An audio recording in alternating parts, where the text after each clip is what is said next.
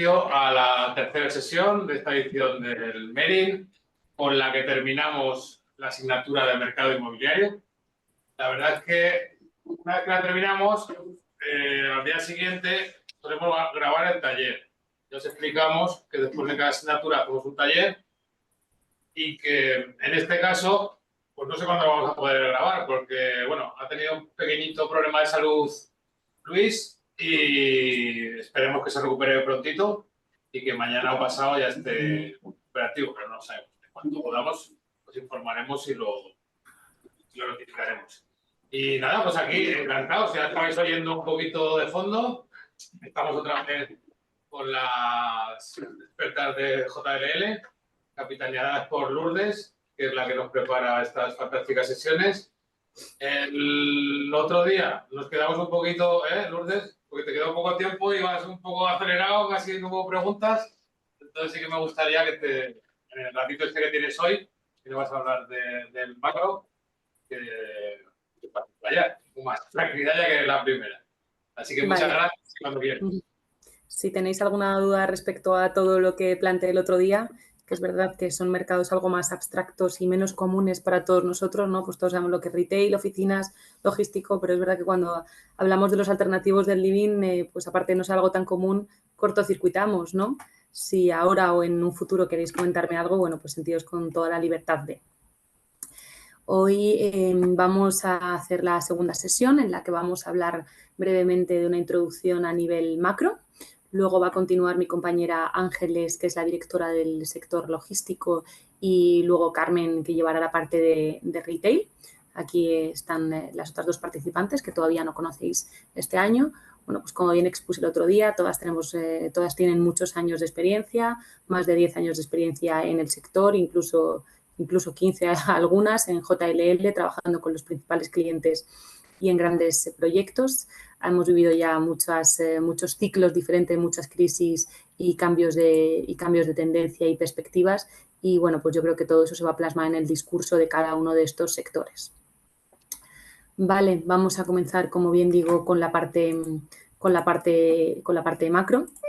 Yo voy a hablar muy brevemente de la situación macroeconómica, donde el escenario base parece que mejora, la inflación controlada, los tipos corrigiendo y, bueno, pues ya sabemos las normas del juego de esta nueva etapa, lo que limita la volatilidad e incertidumbre, pero aumentan o se mantienen los riesgos en un mercado global en donde el aleteo de una mariposa en Asia puede afectar fuertemente en todo el mundo, ¿no? Está todo muy interconectado y guerras, mercadeo marítimo, logístico, políticas financieras, commodities, fuertemente relacionadas con las causas climáticas o ambientales, etcétera, etcétera, afectan considerablemente a todos los indicadores que nosotros podemos percibir como ciudadanos. Es decir, la perspectiva macroeconómica global está mejorando, los riesgos para este panorama también, pero por otro lado cada vez son mayores, ¿no? Y suena un poco un discurso polarizado, pero yo creo que lo vamos a entender cuando terminemos de ver todas estas slides. Por lo que sigue habiendo una creciente incertidumbre, las perspectivas podrían cambiar de modo repentino, pero bueno, pues en otras palabras ya sabemos a lo que nos enfrentamos y esto tiene sentido, ¿no? Porque ningún ciclo ni ninguna crisis se comporta como las anteriores y por eso son crisis como tal. Vamos a ver en esta primera slide, ¿no? Como perspectiva general, destacar que los crecimientos continúan alcistas a medida que disminuyen los riesgos de recesión, ¿no? De la recesión de la que hablábamos el año pasado posiblemente. La mayoría de las economías verán un crecimiento por debajo de las tendencias en este 2024 y se verá un crecimiento más fuerte en el 2025 y en el 2026, o al menos estas son las expectativas. La inflación es ahora más baja, y si no sigue cayendo está relativamente estable. Se prevé que se mantenga dentro de los rangos objetivos de los bancos centrales para la mayoría de los países en los próximos años. Los ciclos de recorte de tipos de interés acaban de empezar, del 4,5 ya han bajado al 3,65 y estos recortes de tipo de interés continuarán bajando durante parte de los próximos años. Los mercados laborales se han mantenido relativamente fuertes, reduciendo el riesgo de recesión laboral. Hay un nuevo movimiento, además, donde los despidos ya no son una buena opción porque las empresas son reacias a perder trabajadores solo para luego tener dificultades de volver a contratarlos cuando las condiciones generales aún mejoren más o cuando todos estos indicadores impacten directamente o más fuerte en las economías. Pero por otro lado, los riesgos también están aumentando e independientemente de la mejora del panorama macroeconómico, continúa y continuará latente una incertidumbre de que la perspectiva podría cambiar rápidamente, motivada por temas varios como la escalada de la guerra entre Oriente Medio o entre Rusia y Ucrania, que hay una creciente posibilidad de contagio y o escalada, las cadenas de suministro, que están bajo presión, con la guerra de Israel afectando en el transporte marítimo a través del canal de Suez o las sequías afectando en el canal de Panamá. Los mercados financieros son hipersensibles y están sobrereaccionando a las noticias y datos y esto podría causar pérdidas financieras, efectos secundarios, provocar problemas de márgenes o quiebras y también provocar respuestas políticas sobreactuadas.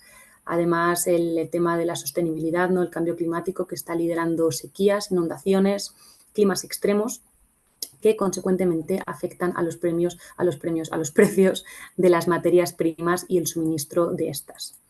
Además, sigue existiendo, y esto, bueno, pues me refiero, es algo que viene desde que el mundo es mundo, los riesgos geopolíticos por las elecciones, ¿no? En este caso, la proximidad de las elecciones de Estados Unidos y de elecciones no concluyentes como han podido ser las del Parlamento francés en Europa.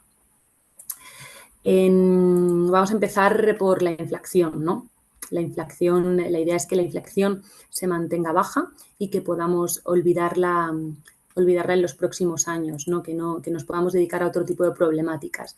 La inflación lleva siendo el problema estrella durante los últimos 2 años. Pero hay algunos riesgos emergentes que sí que podrían causar que la inflación se dispare nuevamente en los próximos años y que debemos monitorizar y tener siempre planes de acción o planes de contingencia. La interrupción de la cadena de suministro, que podría afectar a la disponibilidad de los bienes y a su precio debido a los mayores costes de envío. La escalada de las guerras, como ya he dicho, que podría afectar a los precios del petróleo u otro tipo de materias primas, así como al transporte. Y la radicalización climática, que, bueno, pues que ya está afectando, y lo veremos más adelante en algunos gráficos, a las materias primas, ¿no? Si esto se vuelve generalizado, pues tendríamos un problema en la base de la pirámide. Más inflación. Aquí he querido incluir algunos gráficos que hacen justicia de cómo se viene comportando la inflación. Bueno, pues aquí podemos ver que la inflación aún no ha sido completamente derrotada, pero sí que se ha logrado un gran proceso en las principales regiones, ¿no? En Estados Unidos, en Europa y en Japón. Y tanto la inflación general como la subyacente están volviendo a descender hacia los rangos objetivos de los bancos centrales, donde lo sano para una economía creciente con un crecimiento razonable es un crecimiento interanual de un 2%. Las expectativas en materia de inflexión. Bueno, pues el pronóstico de inflación hacia el futuro, salvo que ocurra cualquier shock del que, bueno, de ningún modo podríamos predecir el impacto, es que se prevé que la inflación se mantenga estable. Me hubiese gustado, pero no lo he encontrado rápido, pero yo creo que os lo voy a mandar luego, Alberto, tú también lo tendrás, es el gráfico de las perspectivas de inflación del año pasado. No tiene absolutamente nada que ver, ¿vale? La estabilidad, esta estabilidad a la que vamos a concluir en los próximos años. ¿Lourdes, es lo que compartiste el año pasado? Sí. Vale, yo se lo paso. Sí, por eso, ¿no? Bueno, pues porque al final las perspectivas van cambiando continuamente y por eso la monitorización constante y el estar constantemente informado es importantísimo, ¿no? Bueno, pues estos gráficos, como os digo, nada que ver tienen con los del año pasado y con los del anterior. El caso es que, bueno, pues que esta estabilidad es lo que le va a permitir a los bancos centrales ir recortando tipos de interés. Y bueno, pues aquí por dar un poco de color he incluido otros gráficos donde aparecen Estados Unidos y Canadá, los principales países de Europa, Alemania, Francia y Reino Unido, y los principales mercados asiáticos, ¿no? Los primeros mundos donde podemos comparar manzanas con manzanas. En esta otra slide vamos a hablar de los precios del petróleo, ¿no? Existe una preocupación de que el cierre del suministro de petróleo en Libia, así como cualquier otra escalada en el conflicto de Oriente Medio, pueda afectar a los precios del petróleo del que tanto depende nuestra economía, ¿no? Hasta la fecha esto sigue siendo un riesgo, no una realidad. pero no debemos dejar de saber qué es lo que ocurre con estas materias primas, ¿no? Los precios del petróleo son muy volátiles y generan mucha incertidumbre y, como digo, repercusión en nuestra economía. No de manera excepcional, porque viene ocurriendo ya, el precio del petróleo en el último año ha subido un 8%.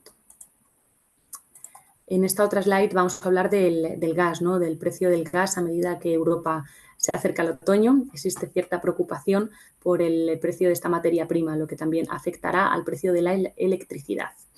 Los precios del gas en Europa están muy por debajo de los picos recientes, pero sí que es cierto que han aumentado más de 2/3 desde los mínimos de principio de año.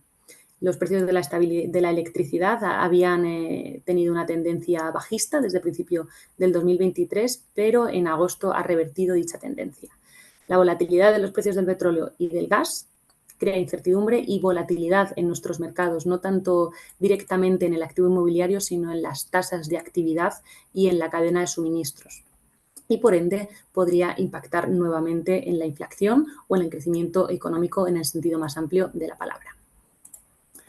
Resumiendo, concluyendo esta primera parte, decir que el escenario base es que la inflación se mantenga baja y estable y que sea un tema que podamos, como digo, ignorar en los próximos años. Las suposiciones de inflación baja y estable son válidas para la planificación de modelos a futuro, pero, como insisto una vez más, en que los planes de contingencia tendrán que estar continuamente actualizados y revisados por un potencial resurgimiento de la inflación. ¿Cómo se traduce esto de manera muy general a los activos inmobiliarios o al mundo de la inversión? Bueno, pues cada vez están más vinculados o el compartir el riesgo operativo entre inversor y operador, dando contratos con effort rates muy saludables a los inquilinos u operadores o con contratos flexibles y ligados a la explotación con rentas variables o por tramos, ¿no? En tanto en cuanto si la inflación afecta mucho al inquilino, este no se vea muy estrangulado y se pueda mantener sólido y estable para continuar pagando la renta al inversor y que no se rompa el chiringuito de la inversión. Cambiando de tema, pero manteniéndonos en la misma línea, vamos a hablar de los tipos de interés, ¿no? De las tasas. El escenario base de compresión, estamos en un escenario base ahora mismo de compresión de tipos de interés, ¿no? Esto es positivo para la actividad económica, ya que el coste de la deuda es más bajo y reducirá los vientos en contra, estimularán préstamos y activará el consumo e inversiones adicionales. Existen varios riesgos para esta perspectiva, como ya hemos explicado hasta ahora, aunque el escenario base para la inflación es benigno, hay numerosos riesgos encima de la mesa que podrán causar que esto resurja. Y si esto resurge, es muy posible que los bancos centrales recorten la reducción o paralicen la compresión de los tipos. Los mercados financieros, insisto en que son muy sensibles a las noticias y a los datos y que están ahora mismo causando grandes oscilaciones en los valores de acciones, rendimientos de bonos u otro tipo de inversiones financieras. Esto genera un riesgo de contagio o desbordamiento hasta una crisis financiera, ¿no? Así como el riesgo de una intervención inapropiada por parte de las autoridades monetarias o fiscales. Pero finalmente, y aparte de la intervención de los bancos centrales, el crecimiento se espera que se mantenga razonable y alcista durante este año y que los mercados laborales, como digo, apoyen con sentimientos sólidos. En otras palabras, muchas economías están lidiando o han lidiado mejor de lo esperado con los tipos de interés altos y se han adecuado muy positiva a estas nuevas normas del juego. Y si los bancos centrales cambiasen su posición y ven que las economías son fuertes y que están en riesgo de sobrecalentamiento, entonces paralizarán la compresión de tipos de interés. Es decir, que una vez más monitoricemos la economía desde todos los ángulos posibles. En esta slide vemos el histórico y las perspectivas de futuro de los tipos de interés de las tres principales regiones, ¿no? En Estados Unidos, en la eurozona y en Australia. La visión de los mercados financieros sobre la perspectiva de los tipos sigue siendo dinámica, es decir, cambiante. Las opiniones y las opciones están cambiando constantemente, prácticamente de mes a mes. Las expectativas para los recortes de la FED ya han comprimido 50 puntos básicos en septiembre y las expectativas de aquí a final de año es que sigan la misma tendencia.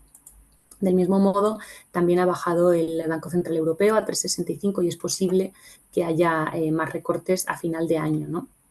Nuevamente, la visión de los mercados es dinámica y esto se ve de un modo muy claro en lo que ha ocurrido en Australia, donde los mercados han pasado de esperar un aumento de tasas a pronosticar recortes, ¿no? Esta línea que se ve un poco despistada en marroncito, en color beige, ¿no? Que parece que iba a seguir creciendo y de repente comprimen a la baja como el resto de las regiones.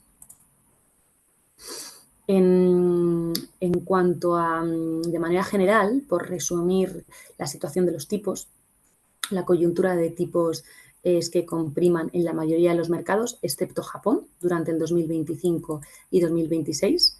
Hay incertidumbre sobre la magnitud y el ritmo de los recortes, pero recordemos que esto solamente son expectativas y los mercados financieros son hipersensibles y propensos a sobrereaccionar, ¿no? Si miramos más allá del ruido de las acciones y los bonos, las condiciones de prácticamente todos los indicadores macroeconómicos son favorables. El nivel de endeudamiento de las familias, el nivel de endeudamiento de las empresas, los ratings de compañías, el crecimiento de PIB per cápita por país, la robustez laboral, todos son indicadores que están teniendo buenos comportamientos.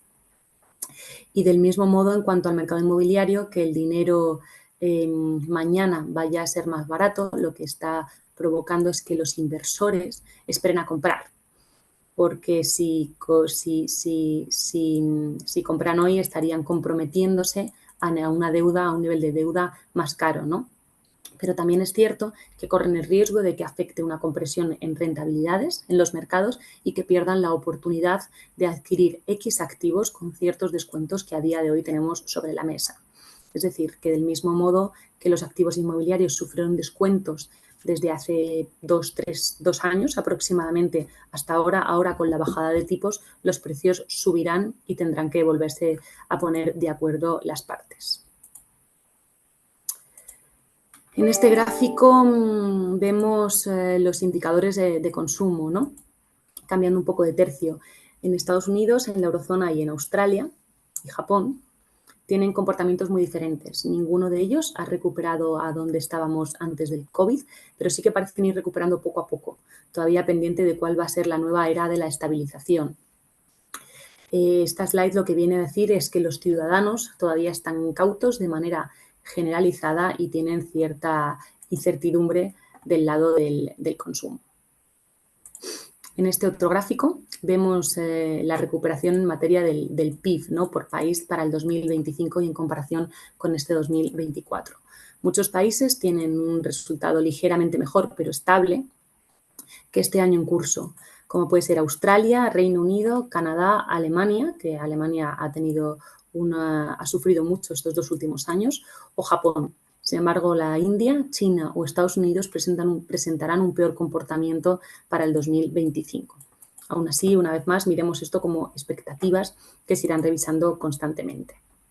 Pero yo me quedo con que estos números, estos ratios entre el 1 y el 2 responden a unas economías en donde no hay volatilidad y riesgo, o al menos se sabe qué tipo de volatilidad y qué tipo de riesgo hay en la coyuntura. Y como resumen, en materia de crecimiento, la idea es que de manera generalizada mejoren las perspectivas de crecimiento en la mayoría de los mercados, con tendencias más fuertes para el 2025 y 2026, tanto en la mejora de tipos de interés, la mejora de mercados laborales más fuertes, con crecimientos en las tasas de empleo y actividad, y que el sector servicios continúe presentando unos resultados récord y que siga así por un cambio de estilo de vida, ¿no? Por un cambio de paradigma social. Ahora, una vez más, enfatizar que los riesgos latentes que tenemos en esta economía del siglo XXI van a convivir de aquí en adelante, por lo que los crecimientos, al igual que el resto de indicadores macroeconómicos, están siempre supeditados a monitorizar la situación. Después de esto voy a mostrar algunos gráficos de algunos de los principales indicadores que yo creo que nos van a dar una visión de conjunto de la estabilización o el momento en el que nos encontramos independientemente de estos riesgos latentes que hemos mencionado. Primero de todo vamos a hablar de los bonos a 10 años, ¿no? Bueno, pues esta imagen muestra los 3 gráficos que representan los rendimientos de los bonos a 10 años para Estados Unidos, para la eurozona y para Japón.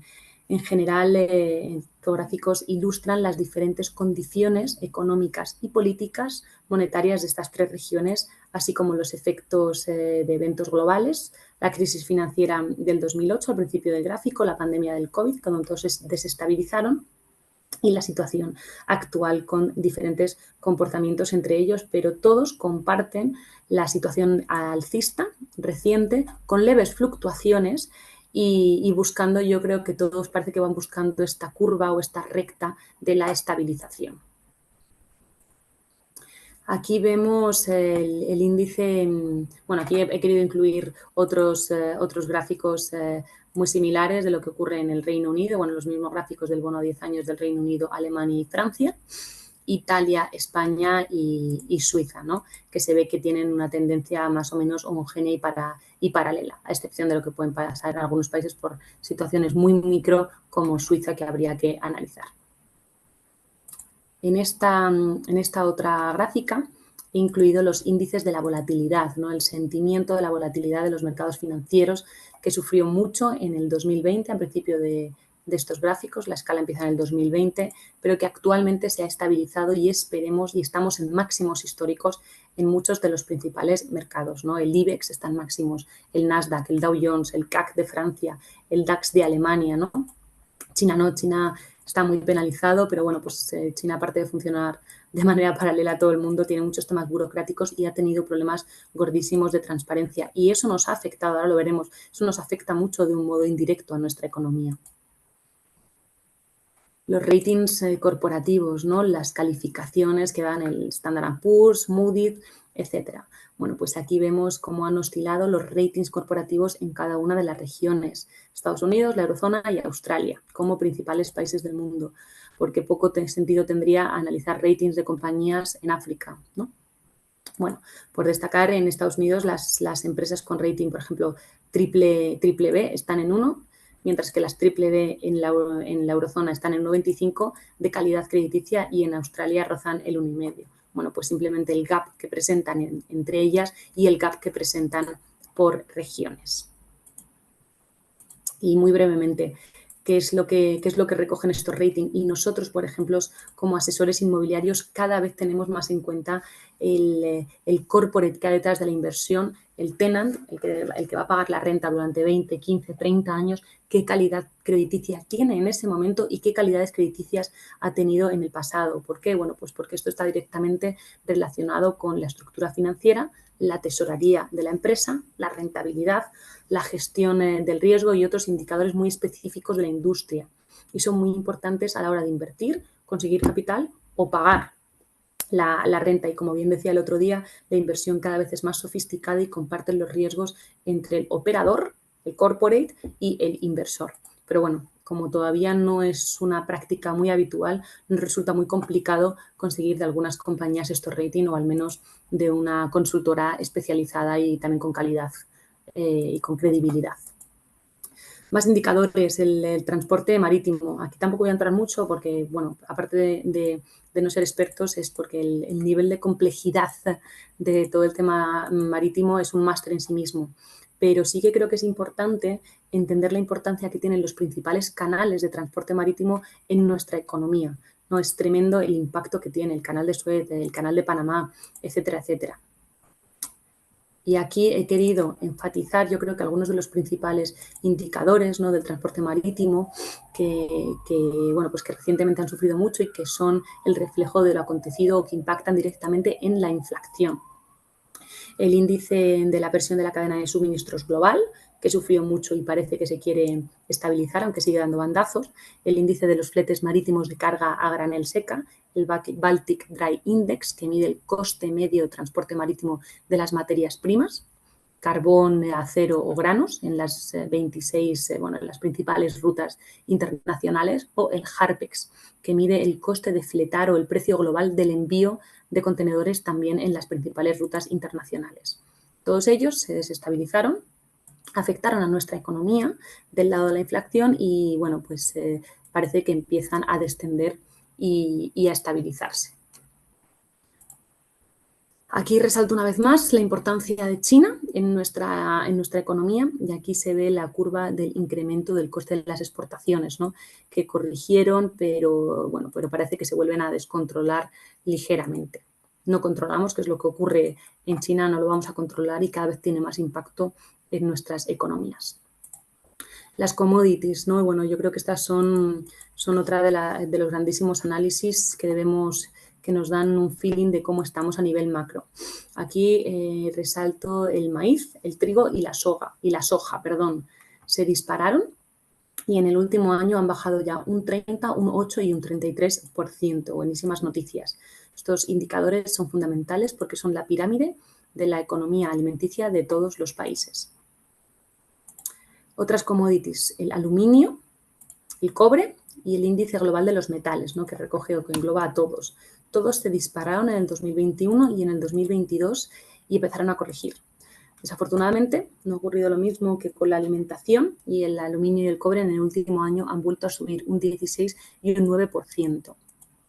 Estos indicadores repercuten principalmente en la circulación de las economías del lado del desarrollo, de la construcción y de las infraestructuras, partidas que son fundamentales para levantar las economías en los periodos de recesión, ya no digo en la inversión del activo inmobiliario, sino a que salgamos de esos periodos tan grises. Más en energías, el petróleo, el gas y el carbón. Todas parecen relativamente estabilizadas, aunque hayan tenido subidas interanuales de un 7 y un 3%. Esos son ratios muy sanos y muy saludables para estas commodities. Y por último, el cacao y el café, y estas las he querido incluir, bueno, pues porque están un poco disparadas, ¿no? Por la escasez o las malas cosechas. Esto viene a colación un poco de una de las variables y de los riesgos que comenzaba comentando, el tema de la sostenibilidad, del calentamiento global y cómo está impactando a algunos de las commodities más básicas, como en este caso son el café y el cacao, que viene directamente relacionadas con las condiciones climáticas adversas y algún otro tipo factor local que ha afectado a estas cosechas mundiales. Así que, bueno, pues en resumen, decir que la perspectiva general es buena del lado del crecimiento de la riqueza de los países, que la inflación está moderada y controlada en el entorno del 2%, que los mercados laborales son robustos y que el nivel de endeudamiento de las familias y de las empresas es razonable, pero que se mantienen riesgos latentes que parecen no afectar fuertemente, pero que no dejan de estar ahí, como son las guerras de Oriente Medio, de Rusia y Ucrania, las cadenas de suministro que están bajo presión, los mercados financieros son hipersensibles a todas las casuísticas que nos podamos imaginar y la prensa es la más agresiva, el calentamiento global, una vez más afectando a las materias primas, los riesgos constantes geopolíticos. En el mundo de la inversión inmobiliaria, por cerrarlo y contextualizarlo a nuestra línea de negocio, bueno, pues en el 2024 no va a ser un buen año en materia de inversión, se mantendrán los volúmenes como en el 2023. Se espera que estas variables macroeconómicas positivas tengan cierto impacto, pero con cierto decalaje y que empiecen a afectar en el 2025. La sostenibilidad es un compromiso cada vez mayor del lado inversor y operador, y se espera que la corrección en tipos y la bajada de las rentabilidades en los bonos lleve a un movimiento de capitales hacia el real estate y dejen de invertir en los mercados financieros, ¿no? Que una vez controlados los riesgos o al menos identificados, siempre el activo inmobiliario siempre da unos retornos más altos que los bonos, más aun cuando el coste de la deuda es más bajo y les permite operar con cierta holgura. Y con esta parte, si tenéis alguna duda a vuestra disposición. Y en principio, bueno, pues yo creo que estas son las pinceladas macro, son positivas y a continuación pues dejo a mi compañera Ángeles para que os explique el mercado. ¿Quieres hacer alguna pregunta? ¿Aquí? ¿Quién se anima? ¿En casa? ¿Nadie? No, yo creo que esto pinta bien. Yo creo que pinta bien. Nosotros estamos positivos. Solamente hay que tener la partida de riesgo sobre la mesa, es decir, procesos de underwriting, análisis, todas estas variables micro y macro muy controladas, pero deliberadamente no creemos ahora mismo que estemos en un periodo de recesión, creemos que la situación es razonable y estamos animando a todo el mundo a que invierta y a que opere para tener mucho trabajo. Sí, sí. Hombre, no, No está dopado mi mensaje, ¿eh? No está dopado. de momento. Pues no, que además, que bueno, la gente que a lo mejor no está muy metida en este tipo de mercados, no nos damos cuenta de la influencia que tiene. Que a lo mejor dices, va, esto a mí no me toca. Sí, una cosa tan absurda como que un barco tape el canal de sueldo, pues sería a nivel mundial importante. Sí. Y eso, por ejemplo, impacta mucho, ahora lo puede explicar mejor Ángeles, al tema logístico. O sea, la cadena de suministros logística, que es la base de todo, del día a día de un país como España, bueno, pues se dispara porque un barco está atascado. Muy bien, pues nada, antes de dar la bienvenida a Ángeles, volverte a dar las gracias por tu amabilidad, disponibilidad de todo el equipo, pero, como portavoz del mismo, pues ya me ha dicho Luis también que te lo trasladará, ¿vale? Que mucho ánimo y que seguro que nos vemos enseguida. Encantada. Que vaya muy bien este curso y ya hablaremos cuando se cierre para que nos deis vuestro feedback.